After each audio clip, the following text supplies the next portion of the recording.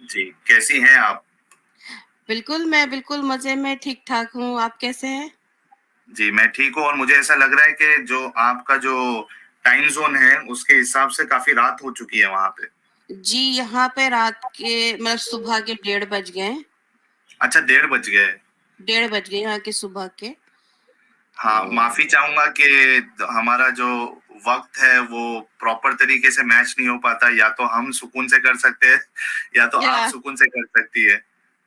या but it's okay, it's alright. Sometime जो है ना, वैसे भी जगे रहते हैं क्योंकि थोड़ा-सा स्टडी भी करनी होती है, तो ये है जी, कि जब आदत सी बन गई है, तो दैट्स ओके, ऑल गुड।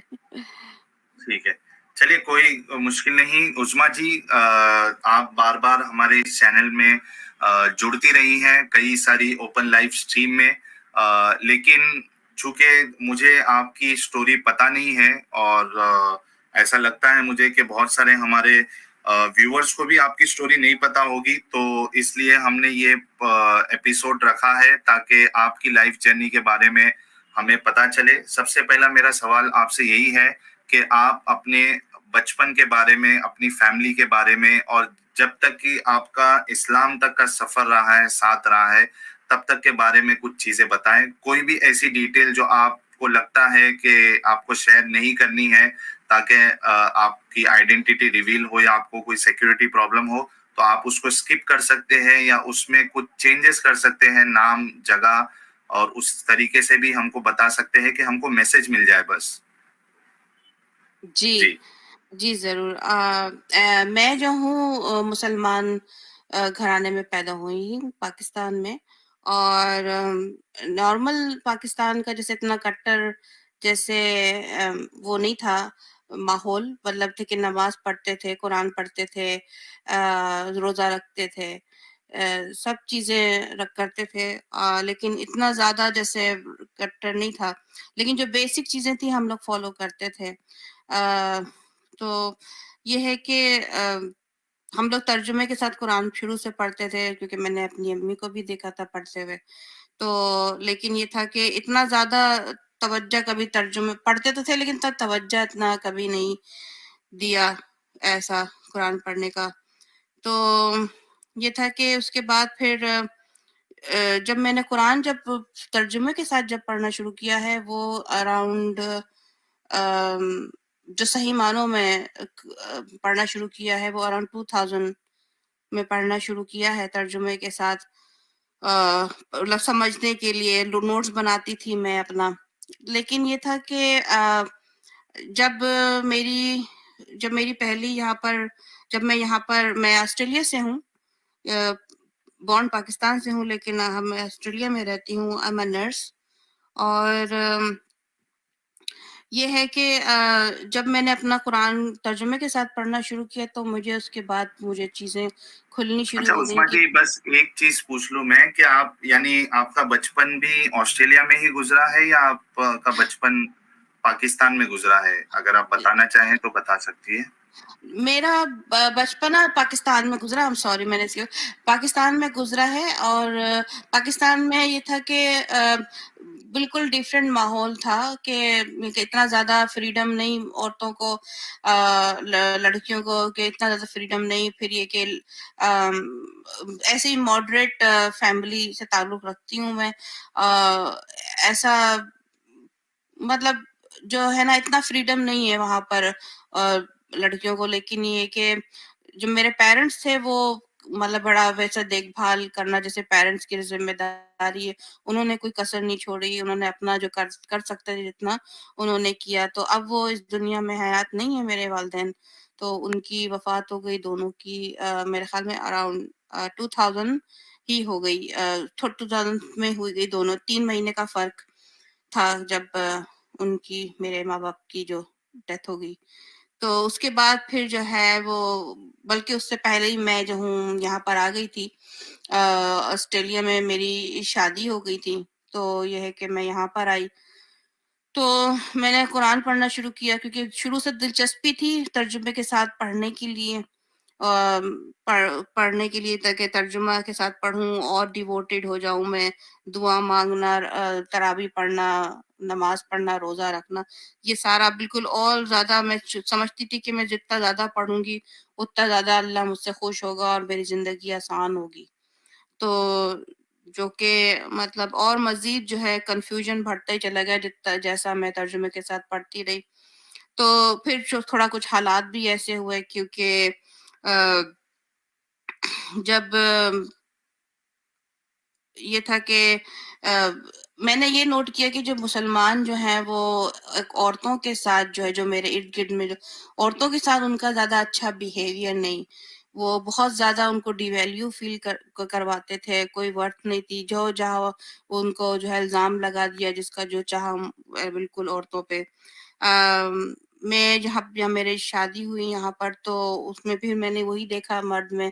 मैं समझती थी कि शादी के बाद जैसे एक औरत का होता है कि भाई शादी के बाद एक फैमिली होगी और बिल्कुल सही तरीके से रहेंगे, सुकून से रहेंगे, इज्जत के साथ। तो लेकिन वहां पे भी गुस्सा और सारा क्या कहते हैं डिसरिस्पेक्टफुल सारी चीजें देखी और मुझे बताया गया कि आई एम अनवर्दी और ये कि क्या कहते हैं फिर वो मेरा जो हस्बैंड है वो भी जो है ना वुमेनाइजर निकले।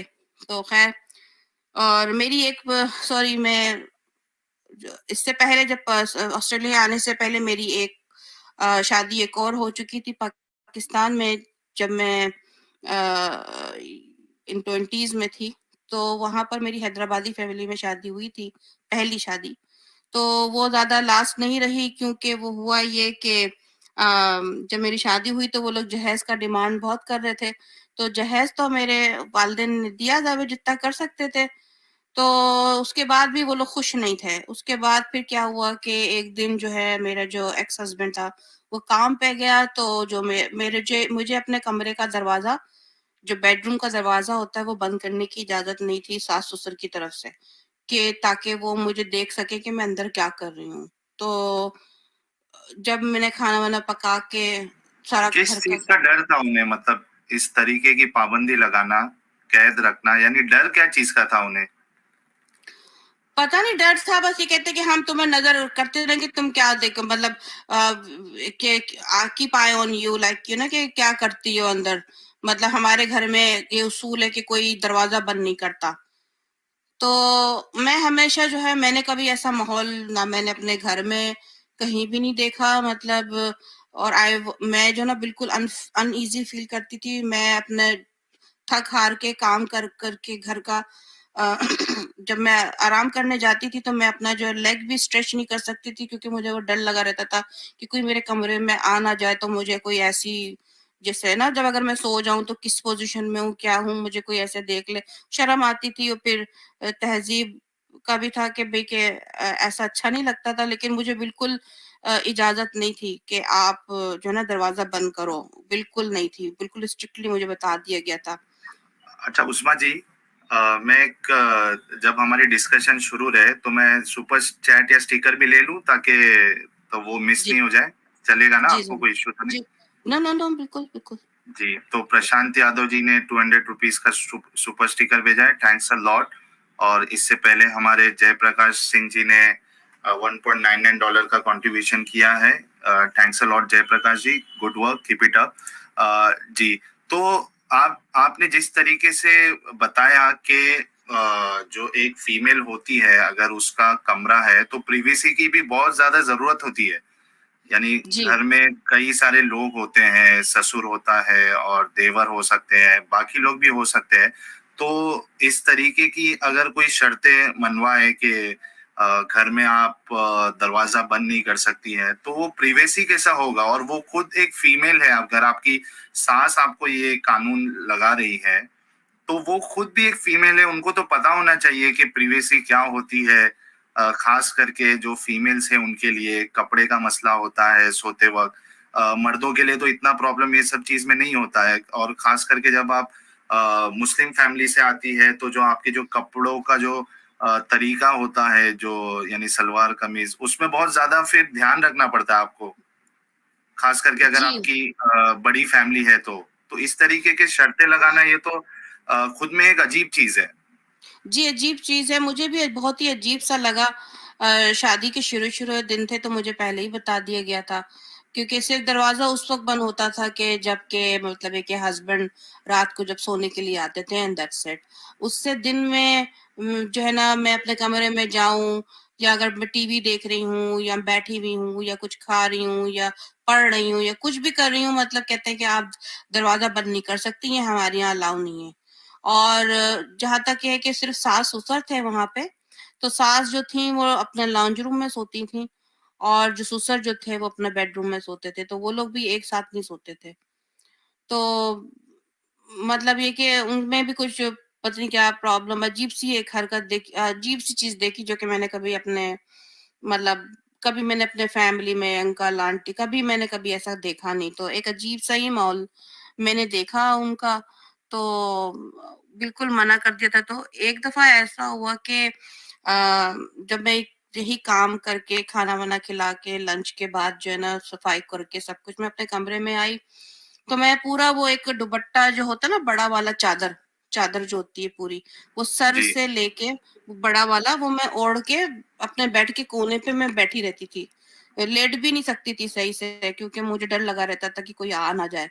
तो वो मैं हुँ, बैठी हुई थी, तो चादर पूरा ढका हुआ, पूरा जिस्म, पूरा सर दुपट्टा, पूरा पैर तक ढका हुआ था। तो वहां पर बैठी हुई थी तो सास जो है वो मेरे ख्याल में नहाने चली गई। तो वो जाती थी तो वो एक एक घंटे के लिए जाती थी। तो ससुर जो है वो आके मेरे कमरे में आ गए और शर्ट बदलने लगे अपनी। तो मैं दंग रह गई, मुझे बड़ा शौक पहुंचा। तो मैं इज्जत से एहतराम से मैं खड़ी हो गई अपना ना अपना बेड के से नहा रहे हैं। तो इन हैदराबादियों में ये था कि मुझे बताया गया था कि भाई आप जो है ना तब हमारे बड़े जो माँ बाप हैं उनकी एहतराम करते हैं, अदब से खड़े हो जाइए और फिर आदाब कीजिए, जैसे हाथ का एक स्टाइल होता है वो बाकायदा मुझे एक एक चीज बताई गई थी कि ऐसे करना है। तो मैं उसी लिहाज से मैं फॉलो कर रही थी कि मैंने आदाब किया, सर पे दुपट्टा ओढ़ के बिल्कुल तमीज से खड़ी हो गई। तो अब ये आए इन्होंने मेरा ससुर, वो उन्होंने हाथ सर पे हाथ रखा। तो होता ना वो बुजुर्ग जो लोग होते हैं वो सर पे हाथ रख के दुआ करते हैं, कल्चर जो है। तो वो हाथ जो है उनका जो है वो मैंने हाथ जो है सर पे रखा तो अब हाथ जो है वो उनका मेरे पीठ पे जा रहा है, पीठ पे जाके मेरे पीछे मतलब बट पे जा रहा है, फिर हर जगह आके मतलब इनअप्रोप्रिएट जगह जाने लगा और फिर मुझे अपनी तरफ उन्होंने खींच लिया और वो मुझे जो है वो किस करने की कोशिश की उन्होंने। तो मैंने उस वक्त जो है उनको पंच मारा खींच के, तो वो दीवार पे जाके चिपक गए छिपकली की तरह। क्या उम्र थी आपके ससुर की? इतनी ऐसी हरकतें कर रहे थे वो? मतलब वो थे मतलब मेरे ख्याल में 60s के रहे होंगे वो। हुँ, तभी भी अंदर मतलब की वो गर्मी उनकी नहीं गई थी और जो जी, एक यानी बहू जिसको बेटी मानते हैं, वो उनके ज़हन में नहीं आया था कि ये मेरी बेटी है। जी। तो यही था तो मैं मुझे बिल्कुल मैं आई वाज़ लाइक मैं भी शेक कर रही थी। मेरा जिस्म जो है ना बिल्कुल डर के मारे मुझे नहीं पता कि मैंने किस तरीके से पंच मारा, कहाँ से मेरी ये ताकत आई, स्ट्रेंथ आई क्या करने की, क्योंकि मैंने कभी ऐसा अपनी लाइफ में मेरा अभी कभी देखा नहीं, मुझे कभी सोचा भी नहीं था। तो मैं तो सिर्फ अपने माँ-बाप के घर से उठ के बस डायरेक्ट शादी हुई तो जो कॉन्सेप्ट था कि ऐसा तो कोई कॉन्सेप्ट ही नहीं था। तो ख़ैर जब मैंने उनको पंच मारा तो वो नीचे गिर गए दीवार पे, पहले दीवार पे लगे, फिर चिपके रहे, फिर दोबारा नीचे आ गए फ्लोर पे, उनका चश्मा कहीं और था कारपेट पे, वो कहीं और। तो उन्होंने फिर उठ के उन्होंने मुझे धमकी दी उन्होंने ससुर ने कि अगर मैंने अपने एक्स हस्बैंड को यानी कि उनके बेटे को बताया तो वो भी नुकसान में रहेगा और मैं भी नुकसान में रहूंगी। तो फिर ये कह के वो रूम से चले गए। तो मैं बिल्कुल रोने लगी, मैं बिल्कुल मेरी हालत बुरी हो गई, बिल्कुल मैं शेक कर रही थी। तो मैंने जो फ़ोन किया अपने एक्स हस्बैंड को, उनकी उनका जो बिज़नेस जो उनका जो था शॉप वगैरह वो करीब ही था तो उनको फ़ोन करके घर पे बुलाया। मैंने कहा आप आइए, तो आए तो उनको मैंने बताया, तो सबसे पहले तो उनके मुँह से ये निकला मेरे एक्स हस्बैंड के कि अच्छा तो ये है कि मेरे इतने सारे पैसे उनके पास पड़े हुए हैं मेरे बाप के पास, और इन्होंने ये हरकत जो है बड़े भाई की बीवी के साथ भी किया उन्होंने ऐसे ही। लेकिन वो बड़ा जो भाई है वो अक्लमंद था, वो अलग होके उसका अलग रहने लगा बीवी को लेके। और फिर आपके हस्बैंड आगे कुछ तो रिएक्ट नहीं किया उन्होंने? नहीं, मैं तो फिर कहने लगा अच्छा ठीक है मैं जाता हूँ अपनी माँ से बात करता हूँ, तो फिर मैं आता हूँ। तो वो कमरे के बाहर जब वो गए हैं अपनी माँ से बात किया है, तो माँ से जब बात करने के बाद जब वापस आए कमरे में तो काया ही पलट गई, यानी कि डिफरेंट ही सिचुएशन हो गई।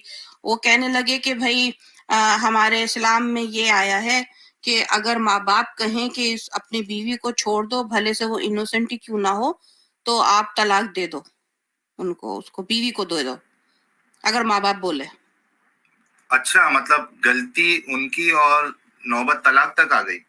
जी जी, स्ट्रेट मतलब मैं क्या सडनली तलब बिल्कुल ही काया पलट हो गई। पहले तो बड़ा हमदर्दी दिखा रहे थे एक्स हस्बैंड, लेकिन जब वो कमरे से बाहर गए माँ से बात किया उसके बाद कमरे वापस आए तो कहना है कि भाई कि हमारे यहाँ जो है ना इस्लाम में ये है कि अगर माँ बाप जो है वो बोले कि तलाक दे दो बीवी को, चाहे उसकी गलती हो या ना हो, आप तलाक दे दो, आप अपना बिस्तर जो पैक करो सामान, मैं आपको छोड़ देता हूँ आपके माँ के लेकिन घर।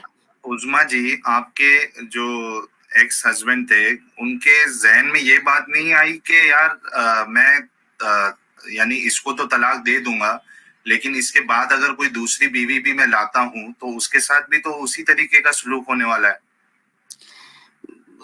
उनका इसलिए क्योंकि नहीं, क्योंकि मुझे लग रहा था कि क्योंकि जब मेरी शादी हुई थी ना तो उसके बाद जो है वो मेरी सास जो है वो मुझे, क्योंकि मैं हैदराबादी नहीं थी, तो वो जो है ना बार-बार वो वीडियो दिखाती थी शादियों की कि भाई के हैदराबादी खानदान इतना ऊंचा आला, पता नहीं मेरे बेटे को क्या पड़ गई थी कि यहाँ पे शादी कर ली, और ये कि हैदर मैं तो चाह रही थी कि हैदराबादियों में ही लड़कियों में शादी हो, तो इस किस्म का उन्होंने जुमले बोले थे।